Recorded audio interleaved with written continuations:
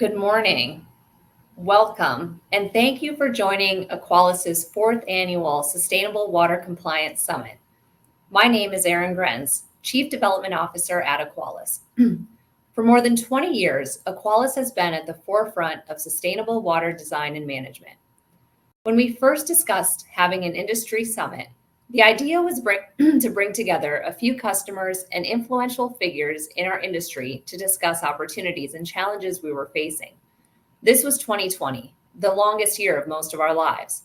And when most of the world shut down, we had to quickly pivot to a virtual summit.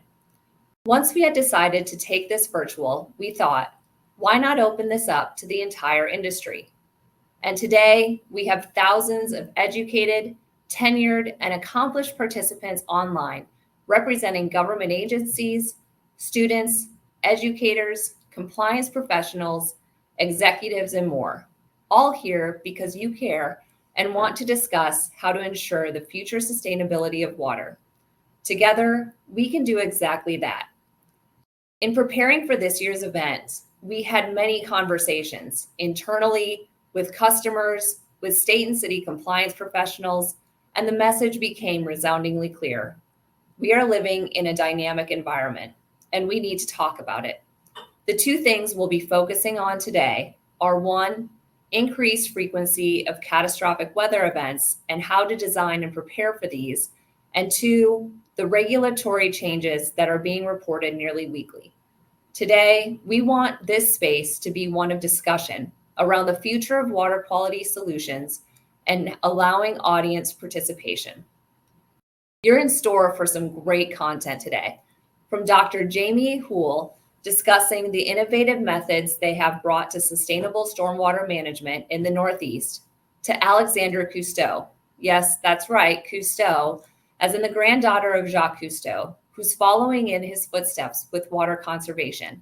We'll be explaining her observations from her travels visiting North American watersheds, and then the panel discussion about changing regulatory landscape. You're going to want to make sure you have lunch at your desk today so you don't miss out on any of the conversations. In an ever-evolving regulatory environment, it's imperative to maintain the integrity of design and maintenance programs.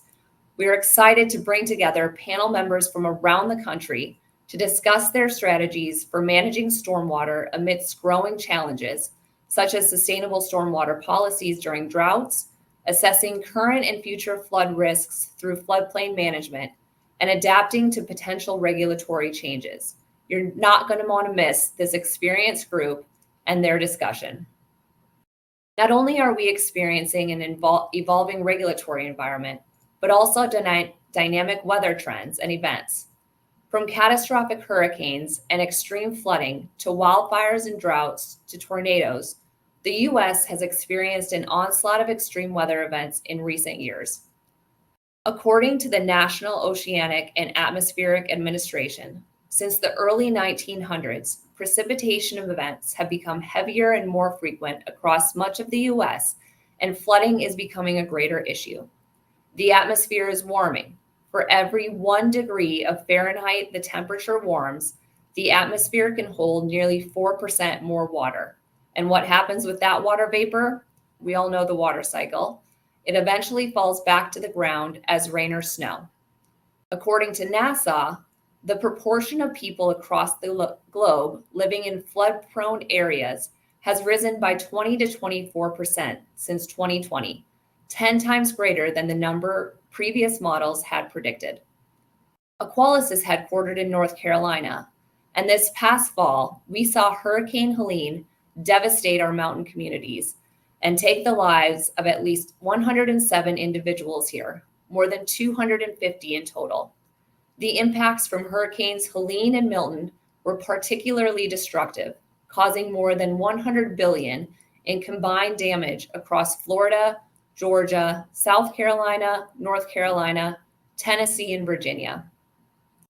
In today's conversations, you will hear how we can start planning and designing better so that infrastructure is more prepared to take on more water. Not only is flooding a major concern, but water scarcity as well. Regions of our country have experienced extreme drought due to changing precipitation patterns. These major drought periods are occurring more frequently. The summers of 2021 and 2022 saw drought exceed all previous drought levels in the western states since the year 2000. When systems and practices were established off the trends of the early 1900s, the consideration for worsening events were not anticipated to ever reach the weather activity we are seeing at increasing frequency and greater intensity. March 2025, this past month, was the second windiest month on record in the US since data collection began in 1940. Planning for and understanding stronger, persisting, drying winds more, heavier onsets of rain, faster moving wildfires, rising sea levels, and extreme temperature fluctuations is imperative for innovative design solutions for resilient water systems. Today, you're going to hear from experts who have implemented projects to reduce major flood risks and learn from their case studies so you can begin to explore these same practices. We're also seeing an increase in coastal erosion. In the United States, coastal erosion is responsible for roughly $500 million per year in property loss, including damage to structures and loss to land. While coastal erosion affects all regions of the United States, erosion rates and potential impacts are highly localized. Average coastline recession rates of 25 feet per year are common in the Southeast, while rates of 50 feet per year have occurred along the Great Lakes. After this afternoon's presentation, you will be able to interpret coastal erosion rates, describe the factors that sediment motion near shore, and apply methods used to mitigate coastal erosion. I'm thrilled about our speakers and topics, including regulatory changes and climate challenges we have on our agenda today. Our closing keynote speaker is Alexandra Cousteau, granddaughter of the legendary Jacques-Yves Cousteau and daughter of Philippe Cousteau. For millions around the globe, Cousteau is synonymous with discovery and protection of our natural world. I had the opportunity to sit down with Alexandra a few weeks ago and learned about her recent journey to a number of North American watersheds. In our fireside chat this afternoon, Alexandra will be talking about her observations and what they revealed, including the heavy costs of flooding and drought.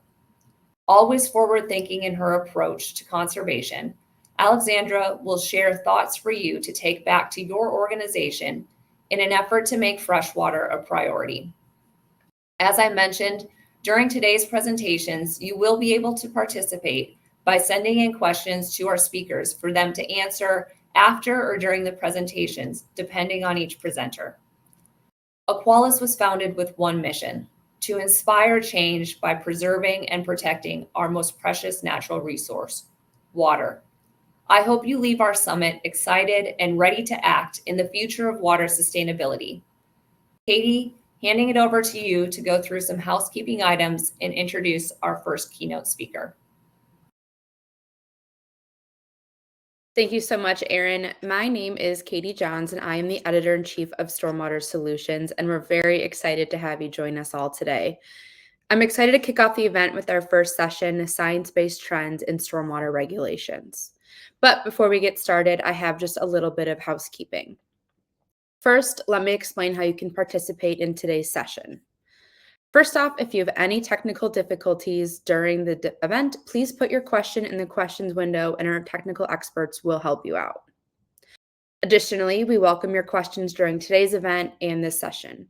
We will answer as many questions as possible during the Q&A session once Jamie is done talking, but please feel free to send in your questions at any time. To do so, simply type your questions into the Ask a Question window on your screen and hit Submit. Also, please be aware that today's event is being recorded and you'll be notified by email when the archive is available. Lastly, at the conclusion of this session, you will receive an email with a link to download your certificate, which can be used to submit for credit with Stormwater University or serve as one personal development hour for attending today's webinar. You need to view the session for a minimum of 50 minutes to receive a link to download your certificate. If viewing the session on demand, you will need to take a short quiz to receive your link to download your certificate. And now I would like to introduce you to our keynote speaker. James Houle is the director for the Stormwater Center and vice chair at University of New Hampshire. His responsibilities include directing and managing the Stormwater Center's growing body of research projects. Areas of expertise include diffusion of innovative stormwater management solutions, the design and implementation of innovative stormwater control measures, including green infrastructure, low-impact development strategies, planning and implementation, operation and maintenance, and water resource monitoring. Dr. Houle holds a PhD in natural resources and environmental science and has over 20 years of experience with water quality related issues in New England, and is a certified professional in stormwater quality and a certified professional in erosion and sediment control. So the floor is all yours.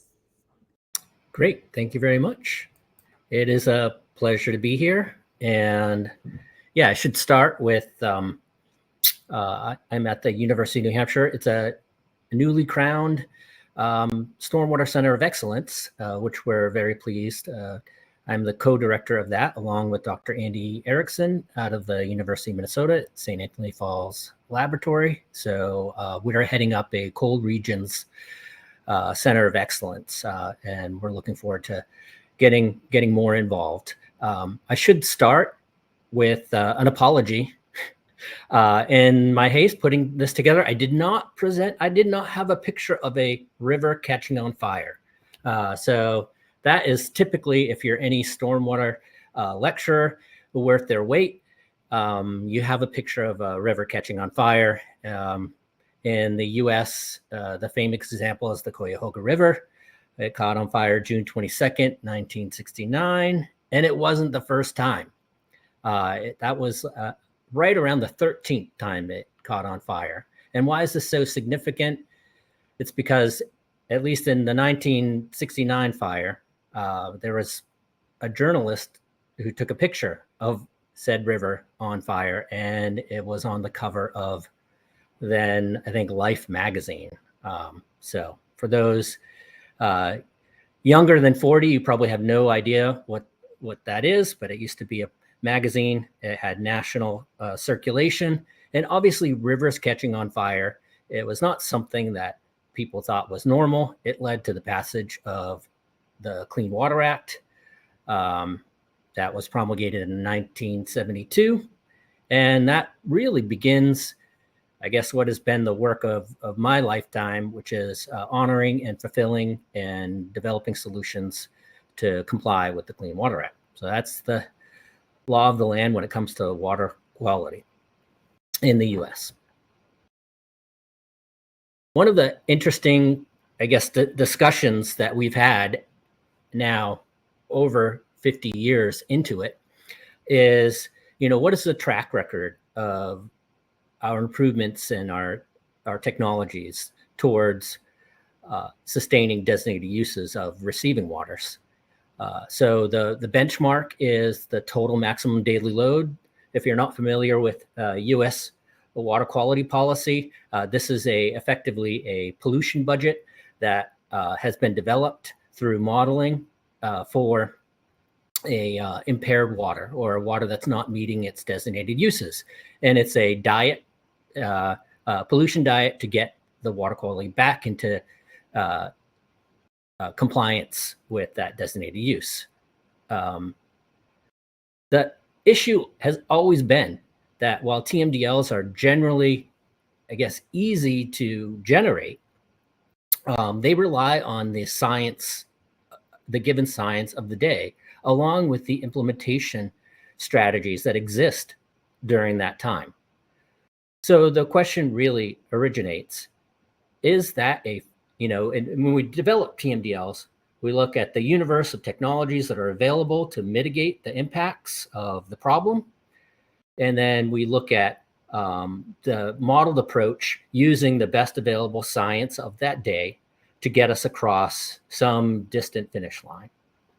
So the real question at hand is, where are we today with respect to success in this type of strategy?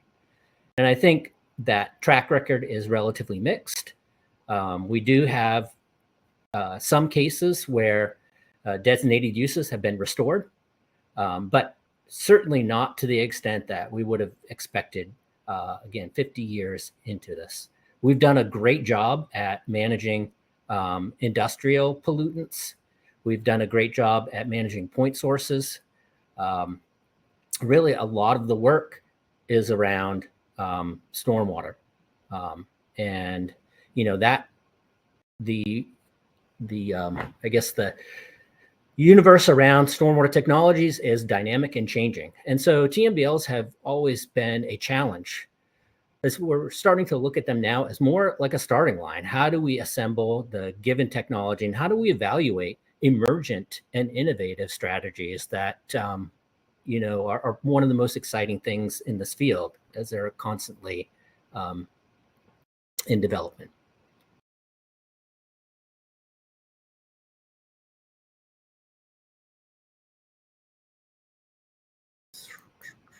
Okay. All that said, I would say Region 1, which is our EPA region in New England, is a very, very exciting, dynamic region. There's a lot going on. So we have, not only do we have high density populations, large urban centers, we have a lot of the built environment that preceded some of the regulations. And so you would call, you know, a lot of our existing development is likely non-conforming. So the developments predated the Clean Water Act. We have some of the oldest cities in the country, and you know, there's high density.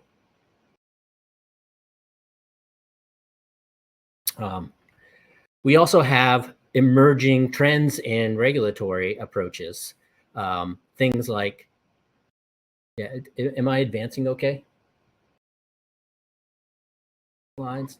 No, we couldn't see you advancing the slides. I just pushed that one live. Okay, so just if you hit the next button, they should move smoothly for you from now on. Okay, there it is. There you go. There. Okay, sorry about that. No worries. So we have multiple regulations, and I would say, you know, they're evolving as well. We have two types of national pollutant discharge elimination system permits, one for wastewater treatment plants, one for our closed drainage network. That's what we affectionately refer to as MS4 permits. So that governs discharges from municipalities from their closed drainage network. TS4 permits are for departments of transportation that govern that closed drainage network. We have consent decrees when areas are not meeting their obligations. And then we have this new thing called Residual Designation Authority. Residual Designation, if you've never heard of it, it's really only in like 3 regions, EPA regions in the country, but it's a clause in the Clean Water Act that allows EPA to promulgate new regulations if the science emerges that links some unpermitted thing to a cause or a contribution to a water quality impairment. And in New England, anyway, we have 6, I think. So we have 2 pretty historic RDA permits, and then we have 4 that have just emerged in the last couple of years. So 3 in Massachusetts and 1 in New Hampshire. And a lot of these residual designations are linked to impervious cover, and particularly the spread of impervious cover that leads to pollution. So it doesn't necessarily generate, but it mobilizes pollutants from impervious surfaces to waterways and contributes to the impairments. And so under, I guess, legal challenges, EPA Region 1 has promulgated permits under this residual designation, as they don't currently exist under our construction general permit or our multi-sector general permit or our MS4 permit or a wastewater permit, or all the permits that exist don't necessarily have anything that manages existing development. And so generally what these residual designation authorities do is it implements permits for commercial, industrial, and institutional properties that are over a given acreage of impervious cover. And so what that really does is it challenges those property owners to come into compliance. So if we consider their properties non-conforming, or as the regulations change and the properties aren't updated and the water quality treatment is not updated, they're going to be forced to update and retrofit in order to get into compliance. So that's a new and exciting world. I would say it joins a plethora of hot and spicy legal topics. We just had a National Stormwater Policy Forum in NAMSA, so I'm also the vice chair of NAMSA, which is the National Municipal Stormwater Alliance. And we just had a national policy forum where and there's a QR code. It's actually on YouTube now, so in your spare time, you can. I would invite you to watch it. It's a really interesting discussion around some of the hot legal topics around stormwater. So of course we have Loper Bright and what we call Chevron deference, City and County of San Francisco versus Environmental Protection Agency. That just kind of wrapped up. That challenges narrative standards with respect to combined sewer overflows. And then we see the rise of residual designation to control existing commercial and industrial and institutional properties.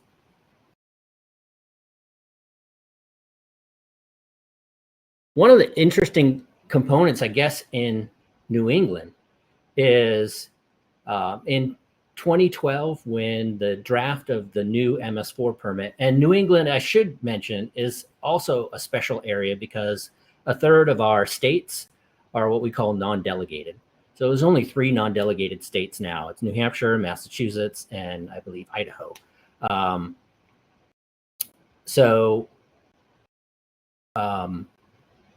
What non-delegated status means is our state does not have primacy over the Clean Water Act. Instead, it's EPA Region 1.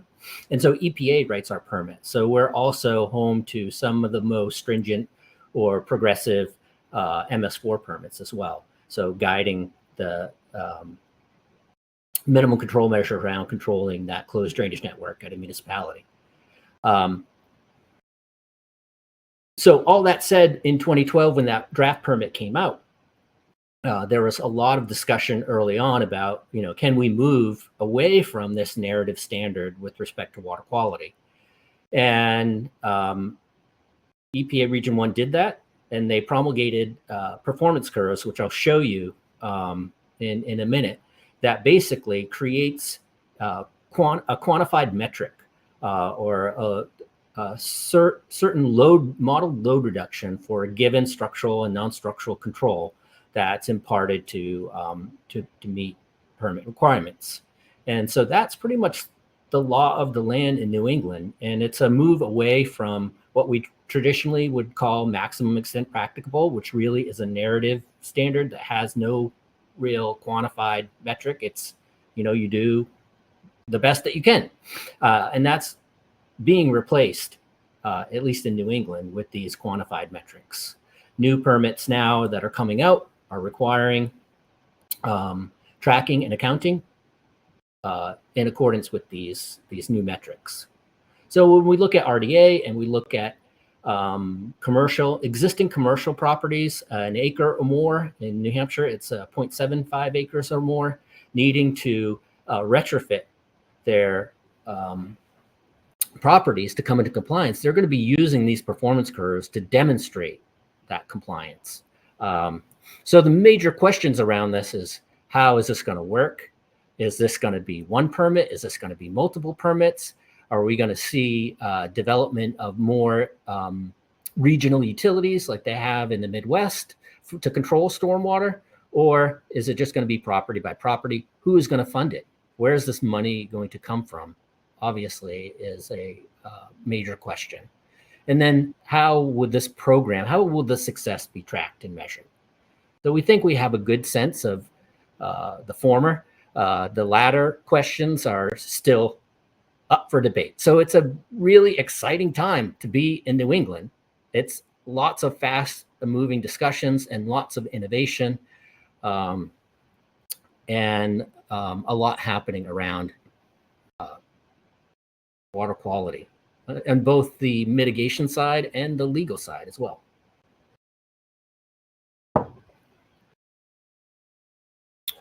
All right, so the anatomy of a performance curve. There's a number of things here. These are research-based guidance. I guess that's what I would say. They are developed with about 29 years of rainfall record that is continuously simulated in the stormwater management model, which is the model that EPA uses or it has developed. And I would say the x-axis here is the runoff depth from impervious cover.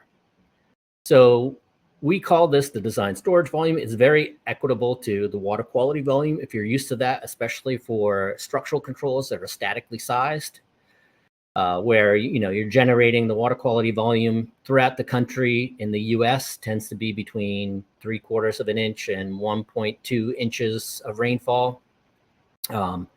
So in New England here, it happens to be about the 1 inch rainfall, which coincides with a 90 percentile return interval. So 90% of the time that when it rains, it's not 1 inch or less.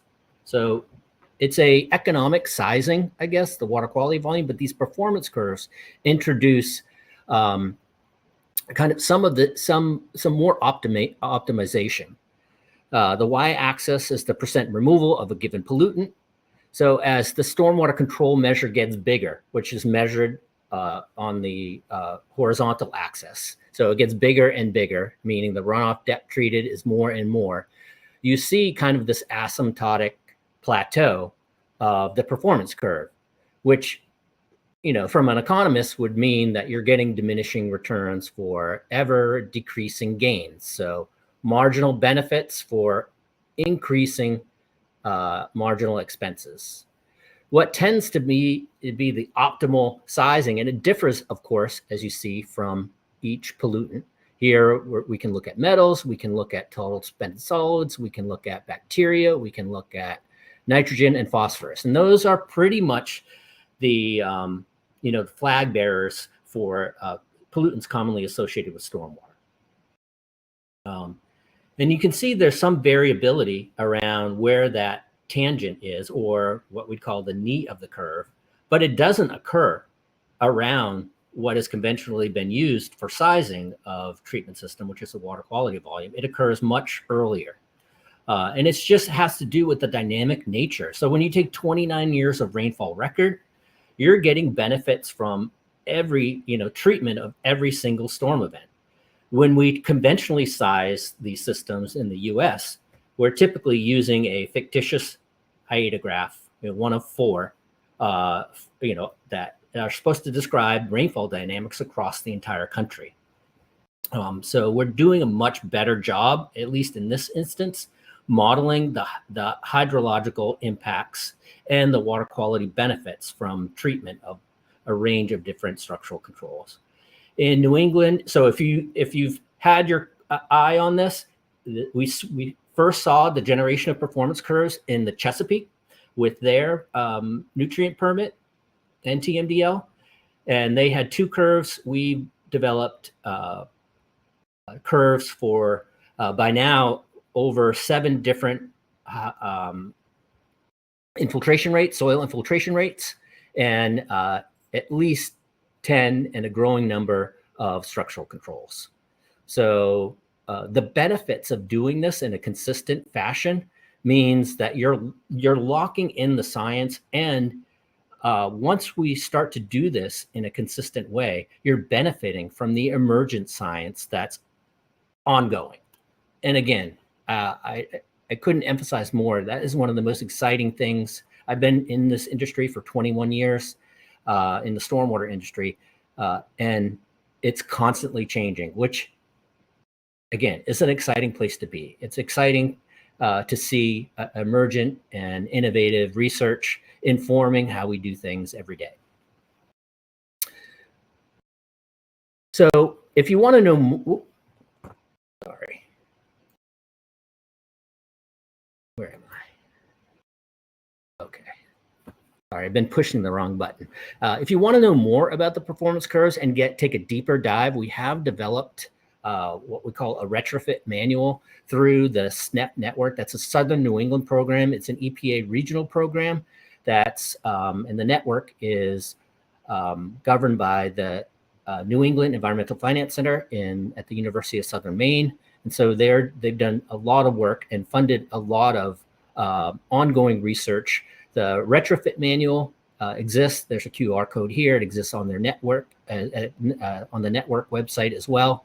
And if you want to take a deeper dive into how these performance curves are developed, what they are, what range of structural and non-structural controls that they cover, this is the place to go. It's also a very timely manual to help people who may be dealing in the future with some of these residual designation approaches. So we have regulations that are innovative and push our solutions, and then we have a response from the academic and engineering community that create solutions to fill that gap. Again, very dynamic and exciting kind of time.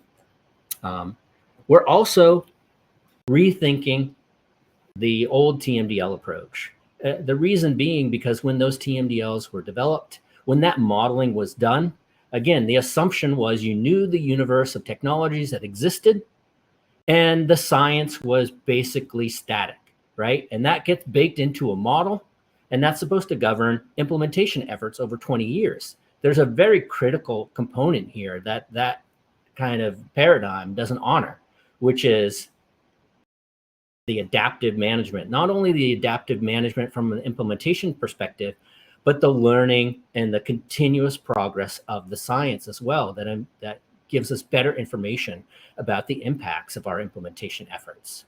So in New Hampshire, we are the beneficiaries of one of the first adaptive management permits that EPA has promulgated for the Seacoast area in New Hampshire, which is the southeastern portion of the state.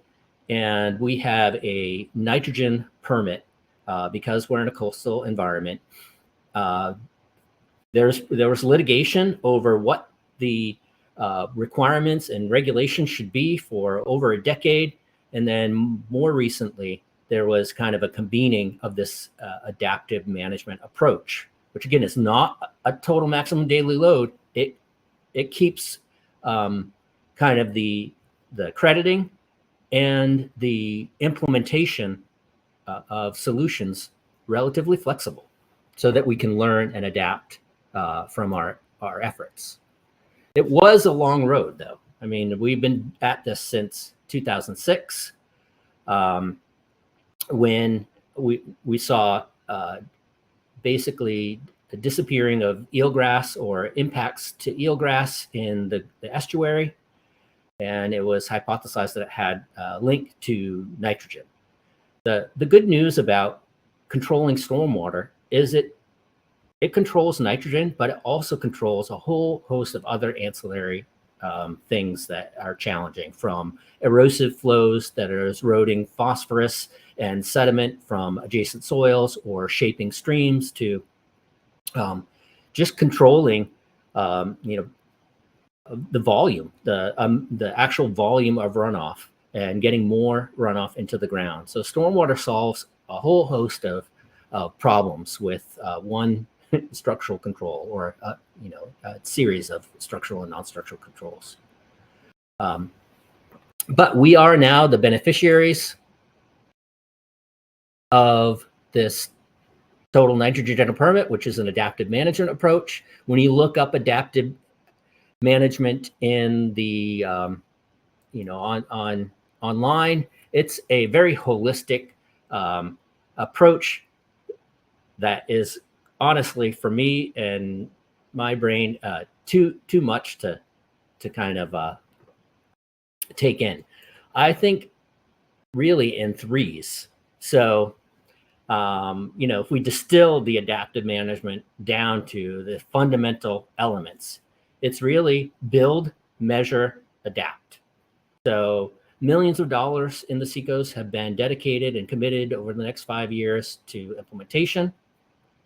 And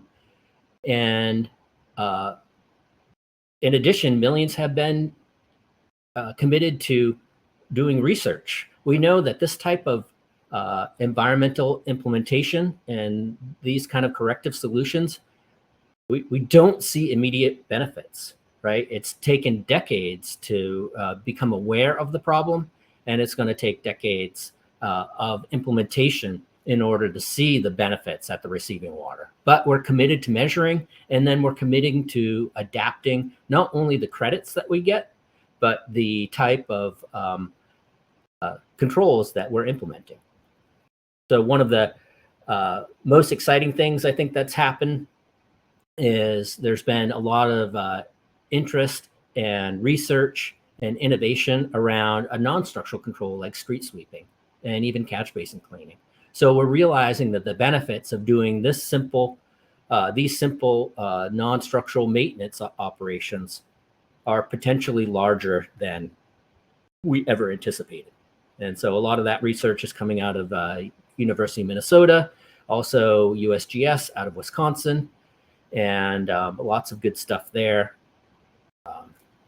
Unfortunately, I don't have time to get into it, but we will be making a presentation with the Minnesota Pollution Control District at WEF, at WEF Stormwater Symposium in July. All right, so where are we? What's going on? What do all these regulatory changes mean? And in particular, what does it mean when we start to usher in this kind of new era of what I call tracking and accounting? So standing on the shoulders of the Chesapeake that have been doing this for decades, we've begun to build these new tools and this new economy around quantified reductions, particularly around for nutrients. So phosphorus, if you're looking at inland, nitrogen, if you're looking at coastal, across the New England states. And we're pretty much using all the same information, which is really good. I think, you struggle to outside of the Chesapeake to see, 6 states using basically the same math, all to credit and account for their implementation efforts. So it's a huge achievement, and it also means the fact that we're doing this consistently is we can again begin to build a much more comprehensive structure around our implementation efforts.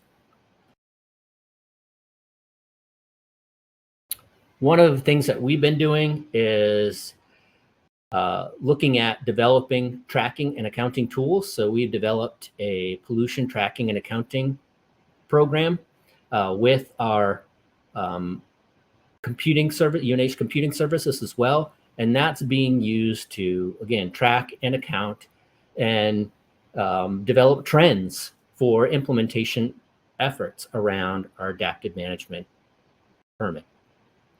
It's also could be used, the same math is embodied in our MS4 permits. The same math is embodied in the residual designation. And really, it's the same math that's governing all these efforts throughout New England. There's a bunch of resources. Again, if you need more information, we have calculators on our website. We have nomographs that explain the curves. We have costing information. And again, as you build this out and as you use a consistent framework to track and account for benefits, what opens is all kinds of other benefits. So we've been able to link costing information to that x-axis, so to our system sizing. So we can optimize costs. Now, costs, we have a long way to go. They're very regionally specific and site specific. Our Department of Transportation has told us that our costs are way off. And of course they are for a Department of Transportation, which every project is very large. Every project needs a police detail. Every project needs traffic, right? And that's different if you're a municipality trying to develop a rain garden at their DPW yard, let's say. So we realize that everything is site specific, but as we begin to track this in a consistent fashion, we can build tools and we can build this body of information that is better at not only predicting the improvements and quantify the benefits, but also the costs associated with it. Am I not? I think I apologize. I keep clicking on the clicking on the slide and not pushing the next button. So lots of resources. There's a QR code there if you want to find them. I went over the nomographs. It's all on our website. And all that culminates in really the last thing that I wanted to talk about is our new stormwater manual. So again, this is something that's happening throughout New England. Every New England state is updating their stormwater manual. Connecticut just released theirs. Massachusetts is in the process of updating theirs. Maine is updating theirs. We just released ours in New Hampshire. I'm sure Vermont is not far behind, and Rhode Island is going to be doing theirs in the coming years as well. So, and everything is coalescing around the same general requirements, which is a pretty dramatic improvement from where we were or where we have been. That improvement is really necessitated by the fact that, you know, our problems are not going away. And in some cases, they're compounding with changing climate, with population density, increasing populations, increasing proliferation of impervious cover. All that is kind of compounding our problem. So there's a need to continue to do more and more, and we see that reflected in the regulations. You know, the MS4 permits are increasing, alteration of terrain updates. That's our Department of Environment's regulations, and the new stormwater manual really embodies this with the latest science. I would say probably the largest change, and what I wanted to focus on, is what we call a watershed protection standard. Other states have called it a groundwater recharge requirement or a retention standard. If we distill it all down to like basic information, we're basically saying to meet the watershed protection standard, you need to deal with the 1 inch, retain the 1 inch storm event on site. That means the 1 inch storm event is not leaving the site. It's being infiltrated, it's being processed somehow. And that seems like a high bar. It seems like a high bar if you're using, you know, conventional sizing techniques and you're not accessing some of this continuous simulation modeling.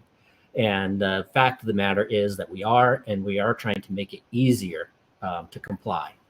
But I wanted to just, in the last 4 minutes or so, dive into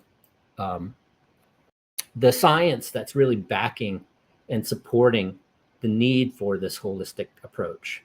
And it comes from a EPA study that was just completed in Taunton, Massachusetts.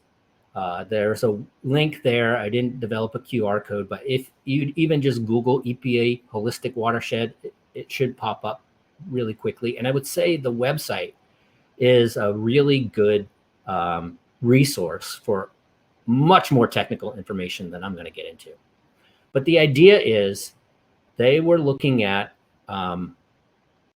basically flow duration curves in the Taunton River and looking at a range of different regulatory and management strategies. And so what this curve is really showing is it's that flow duration curve. Again, the existing one, and yeah, so the gray line, it says unregulated seasonal flow duration curve. That's really the kind of the pre-development curve. I don't know why it's deemed unregulated. The regulated seasonal is the current curve. And then what they do is they model different development scenarios. So the regulated seasonal flow duration curve, this black line, is kind of like with climate change impacts and with development that doesn't have state-of-the-art stormwater management. And what you can see here is if we use the gray as the kind of benchmark or the baseline, you can see we have these periods of higher flows. That is called echo surplus. And again, why do we have these incidents of echo surplus? Well, certainly precipitation patterns are changing, but more importantly, impervious cover is transforming and shaping the water cycle. And then we have these areas where we have less water. And so now we're thinking about base flows and sustaining, in-stream habitat and in-stream temperatures that support that habitat. In that echo deficit, we're getting, due to, again, more flashy runoff, less recharge through groundwater, we're getting less base flow feeding through kind of shallow groundwater sources into these streams. And we're getting this period of echo deficit. So we see that climate change and development are working hand in hand to increase incidence of extreme floods that could be eroding banks, mobilizing sediment and nutrients into already impaired waters. And we see increased incidence of this echo deficit. So not too alarming that the modeling would show this pattern. The question is, what do we do about it?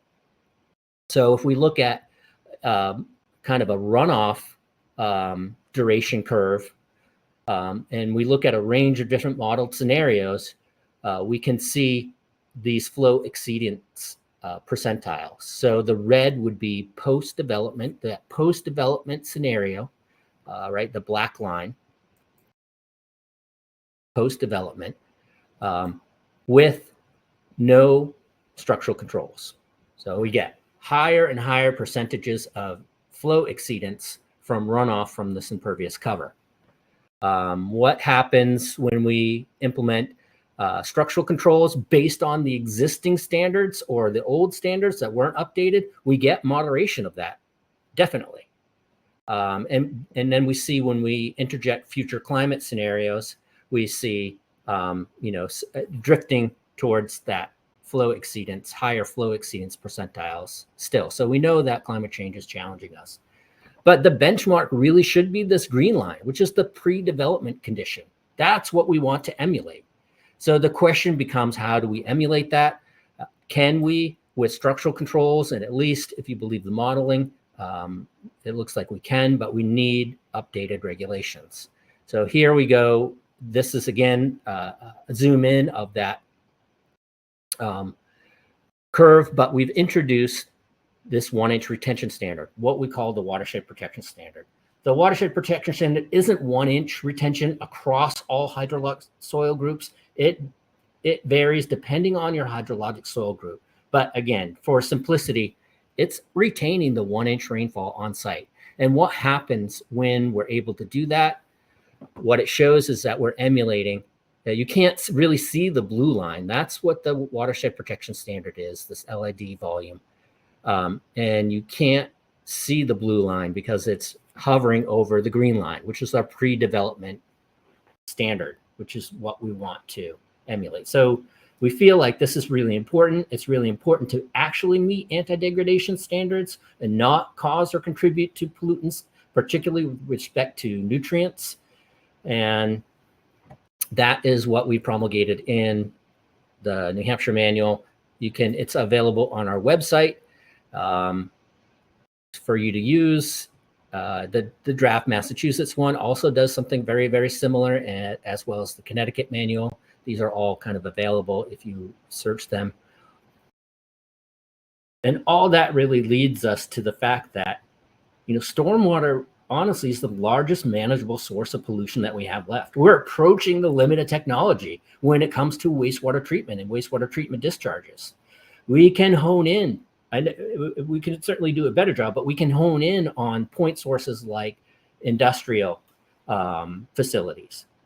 But stormwater and kind of non-point source pollution is the largest manageable source of pollution left out there. And, I feel like we've only just scratched the surface of realizing gains and benefits from better managing stormwater. Science and regulations are adapting and innovating fast. It makes this area very exciting. We're actually moving away from narrative standards to more quantitative targets. That seems to be a trend that we're seeing. And we really don't see a reason why these types of metrics can't be developed for every region. Really, we have a pretty good handle on the water quality performance. What changes is the hydrology, and that can be modeled relatively easily and accurately with these updated continuous simulation methods. These targets can create certainty around load reductions. They can also tracking them and accounting for them in the same consistent fashion means that we can, like building blocks, continue to build the architecture of our implementation efforts into prettier and prettier, approaches. So planning is good. I say implementation is progress. And I hope, I've been saying this a lot, but I really hope that we are on the defining line, the defining transition line between a planning economy centered more around modeling. We have that pretty much figured out. And then we're moving and migrating into an implementation economy. And I said, when we start to implement, the game changes because people that are doing this and doing this well are constantly innovating. And that is constantly changing the way we design and engineer these solutions. So thank you so much for your time. And I will end it there and pass it back to Katie in case we have questions. Hi, thank you. Yes, we have a lot of questions that came in. So I think we have time for a couple of them. Let me just pull them up. Okay, let's see.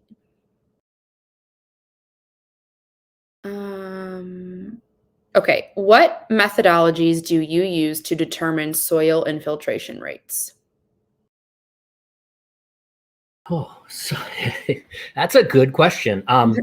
For the most part, when we do the modeling, we're using just the Rawls number. So that comes from, historic literature. Rawls is pretty much what the NRCS methods that we use to design everything embodies.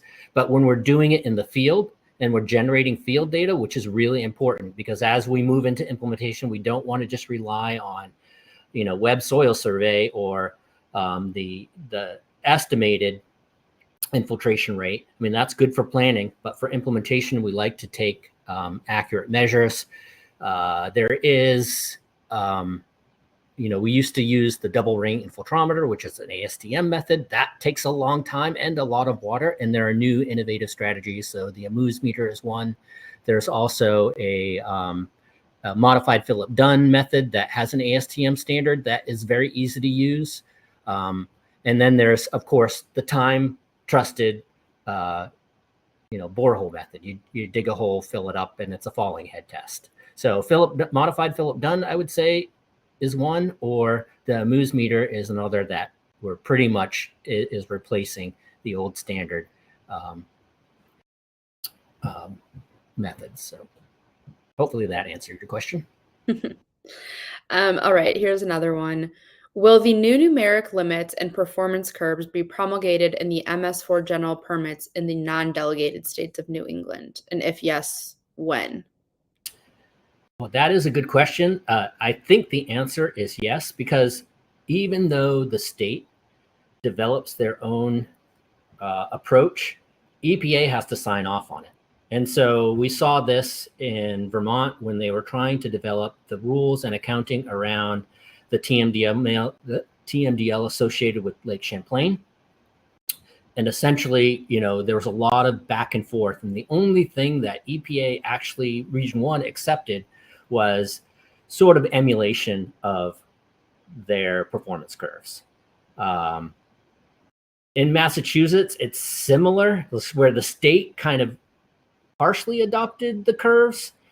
I think the writing's on the wall when the RDA permit, references them, and the MS4 references them.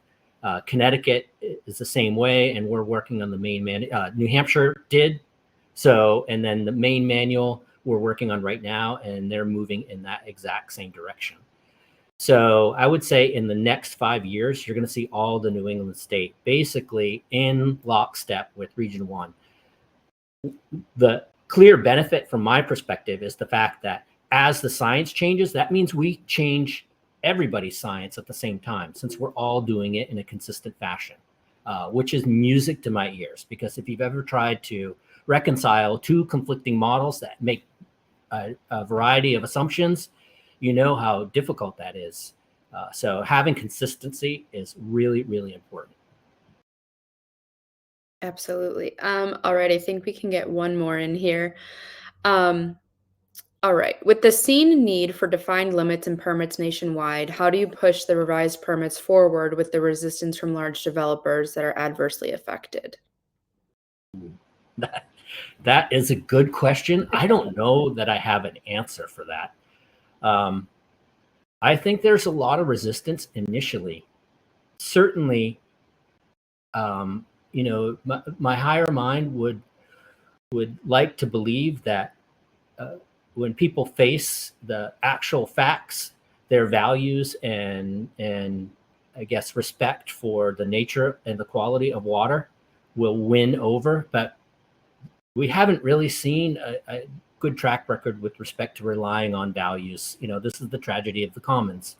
So we have seen when permits have been advanced, and again, they're either going to be advanced by your EPA region, or there's this looming threat from outside legal entities that are challenging to do more that will advance them as well.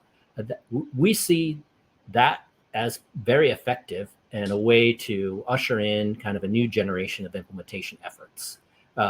We have seen pushback, but we've seen the industry respond with appropriate solutions and economic solutions to meet ever increasing regulatory demands.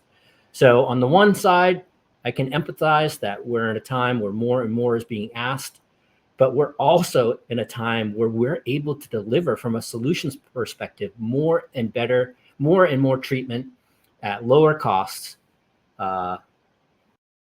with advancing technology.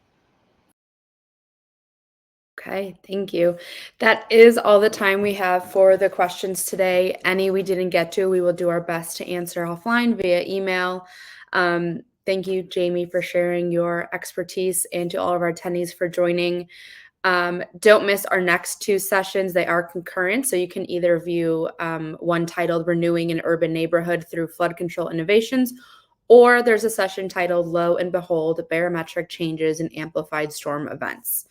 You can join either session by exiting out of this one and going back into the agenda. Select the session you'd like to attend by clicking on View, and we will see you there. Thank you so much.